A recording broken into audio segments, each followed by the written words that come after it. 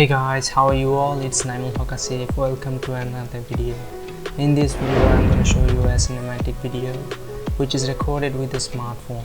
It's a smartphone from 2015.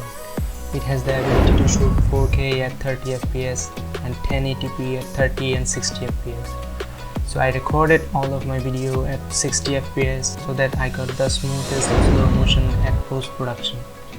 So guys, let's watch it together and please let me know about the video. Thank you.